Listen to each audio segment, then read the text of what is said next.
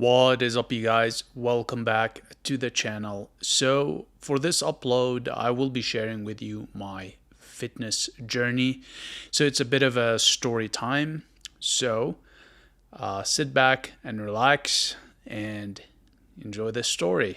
All right. And I'm sharing it because a lot of you had requested it from me. I keep getting requests on what my fitness journey looked like.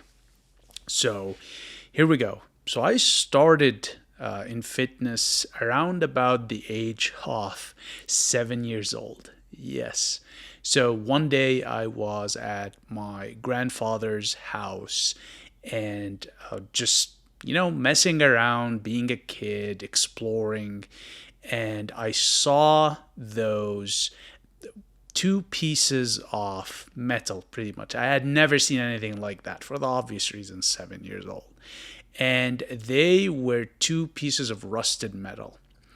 And they were pretty much two or a set of 1 kilograms to 2.2 pound dumbbells that were made from cast iron. And they were sitting there collecting dust, spider webs, and rusting. And I picked them up, and at the time I didn't know what they were, and I asked family members, and they let me know these are dumbbells. And then I basically inquired more as to what are these used for. And then the first exercise ever displayed to me by both my father and uncle was a biceps curl. Okay. And I tried it and just something clicked. I couldn't tell you what it was. I just fell instantly in love. Okay. So I asked if I can have these dumbbells, and pretty much the answer was yes, just that they needed a bit of repair. So these dumbbells were taken and pretty much had the old paint and rust cleared off, received a coating, repainted, and then they were mine. And for the next, I'd say a good, between 7 and 12 years old, all I did was biceps curls. I would do biceps curls every day. I started off doing about a 10, and I worked my way up to 1,000 curls a day. Just give me a moment here. And the result of that, of course, was I had freakishly huge arms compared to the rest of my body.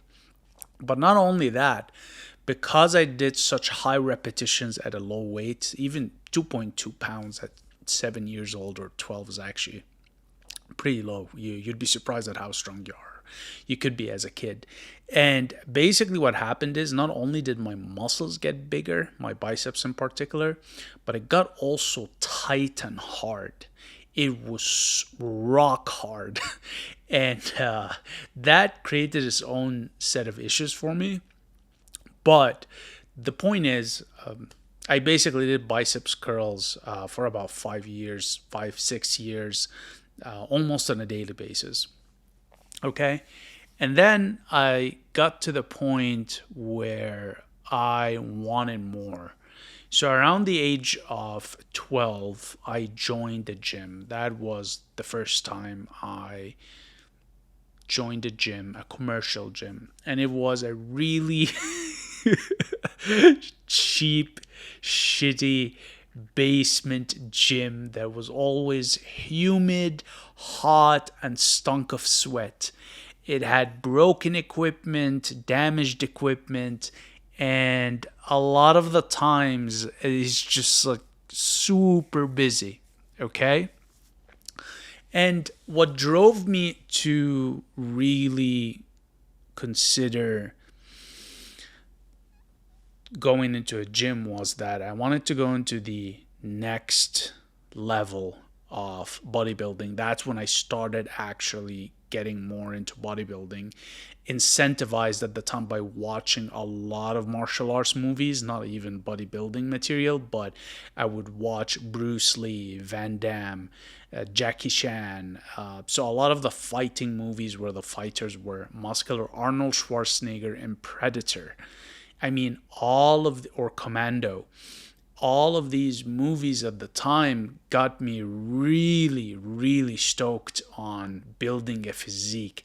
I wasn't really thinking about strength at the time as much as I wanted muscle. I wanted to have a muscular physique. And I started really digging into the internet, trying to find anything on muscle building. Okay. Remember that I'm a dinosaur at this point, and I was there before the internet. So a lot of that happened in the early days of the internet. Okay. So there wasn't much on the internet. And at the time, you'd had to go to a bookstore, go to the magazine section, and look at magazines for advice on muscle building, like Muscle Mag or Muscle and Fitness. And yeah, I'll get into that shortly. But I got myself a commercial gym subscription, and I was motivated completely by the movies I watched, the action movies, and I wanted to build muscle. And I got into the gym and I had no idea what I was doing. Okay. I would just watch what other people in the gym were doing and I would imitate them. I mean, you're looking at the guy that used to use a lat pull down thinking he was working shoulders. And I did that for almost 7 months before somebody at the gym wisened me up that, hey, you're working your back. Not even lats, but they told me you're working your back, not your shoulders. So, yeah, so I did that, and got into the commercial gym and had no idea what I was doing pretty much. I just started imitating people. I went at this gym had no coaches. It was very old school and it was very cheap and it's what basically I could afford at the time. I would literally take my allowance and buy a gym membership. And yeah, so I got into that to build muscle. And then I started, as I got a bit older and started going into junior high, that's when things started really clicking for me for the gym. The first thing that motivated me at that point to take the gym even more seriously was just being able to withstand any violence from the other boys at the time. Junior high, even primary school, actually, primary all the way to high school.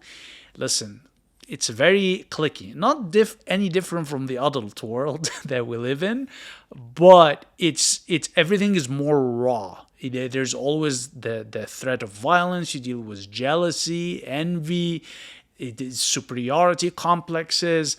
Now, thankfully, I've never been bullied, mostly because of how my arms looked from lifting at a young age.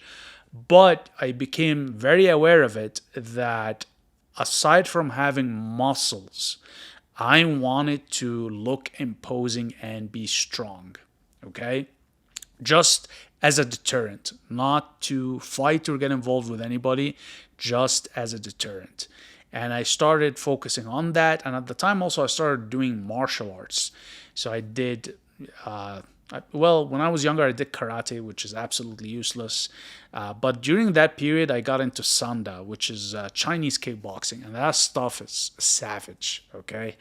And yeah, so during the junior high to high school, there was I guess if you want to call it the deterrent motivation to pursue fitness and bodybuilding. And then around high school is when things really started shifting and I started thinking more about girls, okay? Every guy that gets into the gym has this phase, okay? Have the phase off. I wanna look good for the girls. I want to be attractive for the girls. Now, to save you all the trouble, muscles do not mean anything to girls. Okay? They do not find it attractive. For them, it's more like a cherry at the top of the ice cream, but it's not the ice cream itself. So I spent pretty much all of my high school, well into my freshman year in university, just really working on my bodybuilding, my fitness to attract women. It never worked. I assure you that. Muscles don't matter, okay? And yeah, so that was a phase well into university where my motivation for lifting then became basically women and to go out and date and to have a girlfriend. From there on, and that's towards the last, I think the last year and a half of my uni, I started thinking about modeling. And at the time, that's when fitness modeling online started picking up. So that's the transition from the magazine era to the online era. And I started seeing more and more people that were posting online and getting, modeling contracts and whatnot. So I decided to focus my bodybuilding and fitness journey on developing my physique for modeling. And then I did it and I got into it to see if I can get, a modeling contract. And I just did not enjoy the whole process. When you try to get into the modeling business, it's just, you instantly feel, even during the photography session, you feel like a piece of meat. And I realized then and there from the first instance that I have zero interest in that. Okay, I'm not interested in doing that or just having, pictures of my body online and whatnot. From there on, and that's, finishing university, graduating, and starting to look for work, my motivation was just to look good in clothing. Okay, I started putting suits on to go to interviews and to try and get work, and I noticed that when I was in a better shape, I looked better in clothing, and that became my driver and motivation to look good in clothing. So around that time also, I started paying more attention to my fashion sense. Okay, I started getting more into suits and designer stuff, and yeah, so worked out primarily to look good in clothing, and that lasted with me most of my career, pretty much. And then around the pandemic time is when I had a switch where I just got fed up with training for aesthetics. I had reached my goals multiple times of bulking, being big, being stocky, being lean, chiseled like a Greek god with a six-pack ab and an Adonis belt and boulder shoulders. And I had this hunter-looking kind of physique with white shoulders, V-taper, and a narrow waist. I had at one point, believe it or not, a 28 inch waist.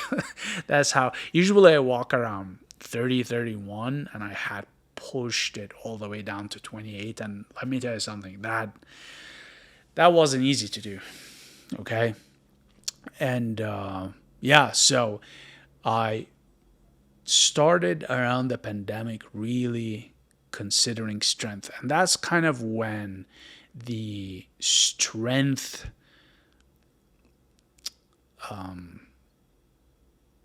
online strength influencers in particular on TikTok started picking up. And I remember this specifically. I saw this African American girl that was 18 years old, part of the U.S. Olympic team. At least that's what the clip said. Deadlifting 16 plates, so that's 8 45-pound plates each side for 5 reps. And I was like, how? And she did it just with a belt and raw, bare hands. Now, I never, ever considered working consciously on strength. I had pushed myself, but only to the point where I didn't strain, okay? And there was no ego lifting most of my lifting years. And I saw that clip, and then my feed started getting bombarded by powerlifting clips.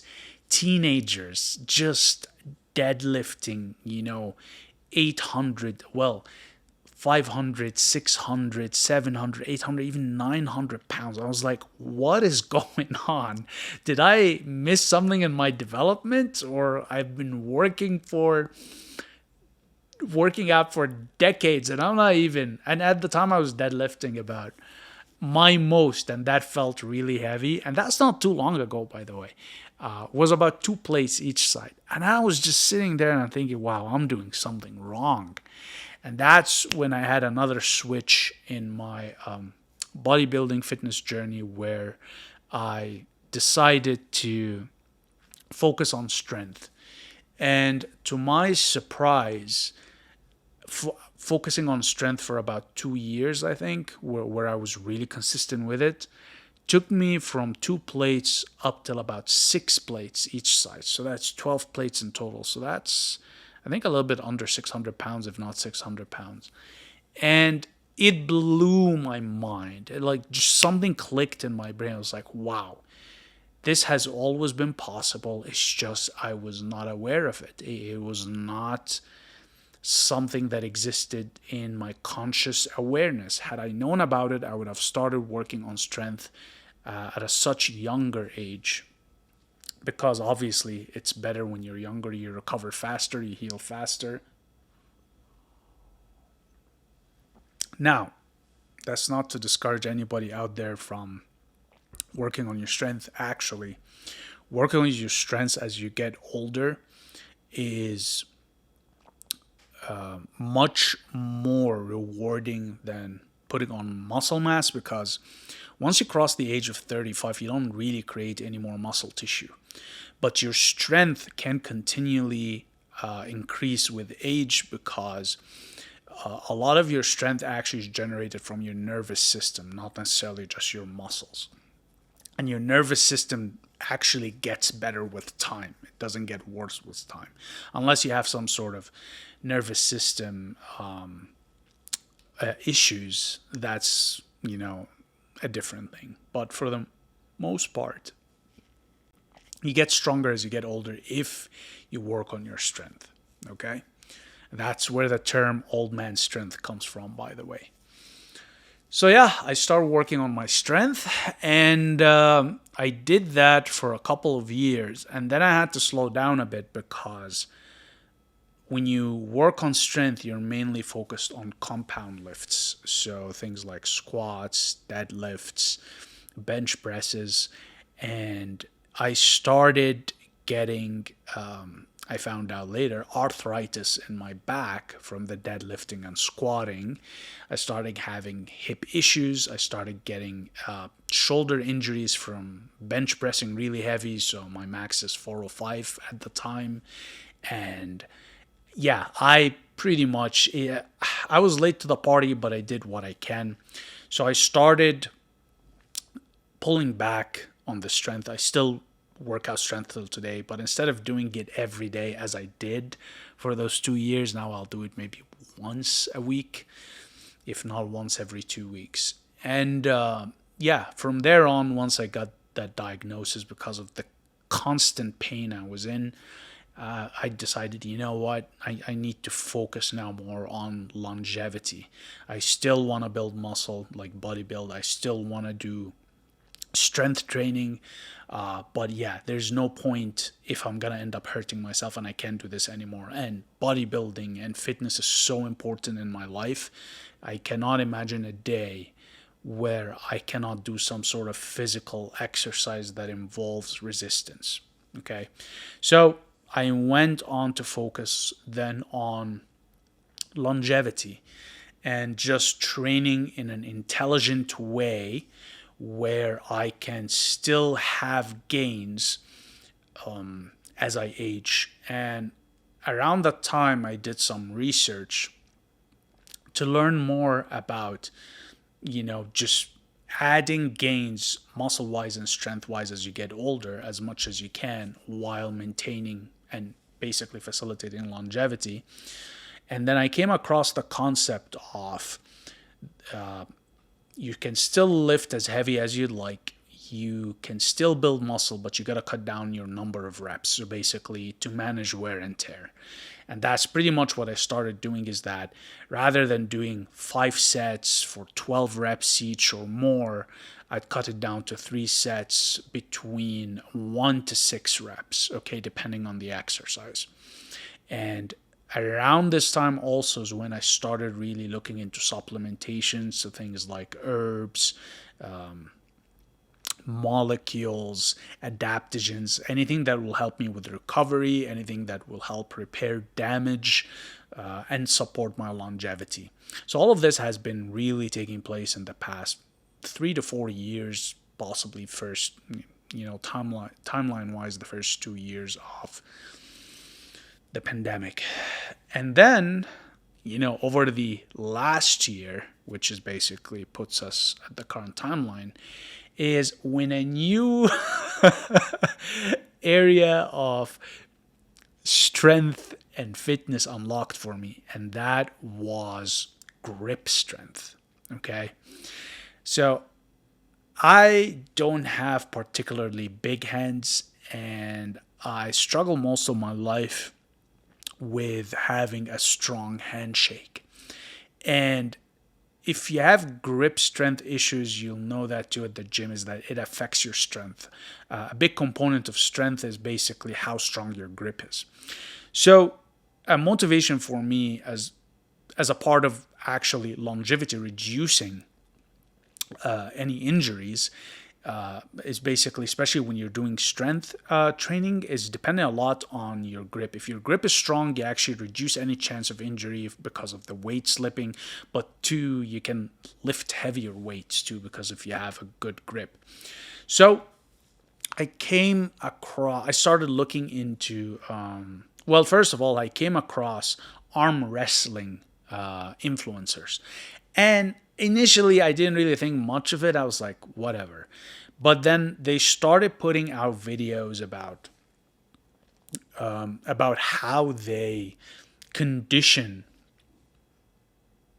their forearms and grip to win arm wrestling competitions. And that's when I started seeing some of the things they did. So the really strong hand gripper, the ones you squeeze. So I have one that's 250 pounds that I can close all the way to the mat, together, and that really improved my grip. I've also started working on pronation and rotation of my forearms to enhance my grip. So I bought a couple of pieces of equipment. I don't have them out now, otherwise I would have showed you guys. But I started, buying equipment for forearm strengthening, and my forearms blew up. In the first couple of weeks, the amount of size I added on my forearms was insane. And that's another moment where I was like, why did I not know about this at a younger age? My forearms blew up, my wrists blew up, my grip got stronger, handling heavier weights became easier. And that is something I'm currently doing a lot of. The last thing that I really want to get into for grip strength as part of my routine is rice bucket training. So basically, it's getting a rice bucket and you basically maneuver your forearm and your hand in it until your forearms blow up. And that's the one thing I've yet to try, but I've seen enough videos online about it, and it seems very, very encouraging. So that pretty much leads us to where I am today with my fitness journey. So basically, my objectives moving forward are to look good, okay, mostly for myself, not for anybody else, because I want to enjoy the reflection coming off of the mirror, getting stronger, okay, enhancing my longevity, and working on my grip strength. And oh yeah, the other piece to include there, especially that I'm more on the older side, is longevity. Not longevity, sorry, mobility. Okay, so I do much more mobility exercises now. I've never been very flexible. I've always been very tight when it comes to joint mobility, and especially as I get older, I'm seeing more of that now. And as you get older too, you start to get more calcification, not just in the bones, well, not the bones, but in joints, soft tissue, but also even in your own tissue like muscle. So I work more now on basically stretch exercises, mobility exercises, just to make sure that I reduce the effects of calcification. I couple that with taking vitamin K2 to mobilize calcium out of my soft tissue towards my bones. So I do that also just to help my longevity and, maintain my youthfulness and vigor pretty much. So yeah, that's been my bodybuilding and fitness journey to date. Oh, I did say I'd tell you guys about the magazines. So yeah, so before fitness was a thing on the internet, when I was a kid, me and my friends that were into bodybuilding would go to the library. So basically, a normal library where you use a library card, or we go to bookstores like Chapter, and then we sit there and we go through there was a section on bodybuilding and fitness, and we'll go through the magazines. Now, the magazines back then, even till today, were mostly intended for advertising of supplements, tons and tons of supplements, and you'll have every now and then a picture, a professional picture of a pro bodybuilder, and an article on how they ate, their cardio routine, their workout routine, and the supplements they took, without any mention of vitamin S. Back then, nobody talked about steroids or PEDs, right? It was a dirty secret of the industry, and it's as kids, we just didn't know any better. We're naive. We really believed that if you took creatine or nitric oxide, or you did a specific training routine or ate a certain way, that we're going to look like Arnold or Ronnie Coleman or any of these guys. But we don't. We didn't. With the exception of my friends that actually did jump on gear. And so these were the good old days of just going in for hours and just looking at pictures and, looking at supplements. And we didn't buy the magazine. We didn't buy them because the magazines back then were expensive. As kids, like on allowance, they were still pretty expensive back then, so I couldn't really afford them. And that was the magazine era before the internet. Yeah, and that is my fitness journey, you guys. I think that is it for this upload. Let me know if you enjoyed this kind of content or storytelling, I guess. If it is your cup of tea, I'll make more of these. Put your own requests in the comments, and let me know what else you want to see. Otherwise, as per usual, very much appreciate your time and attention, and I'll see you in the next one. Cheers.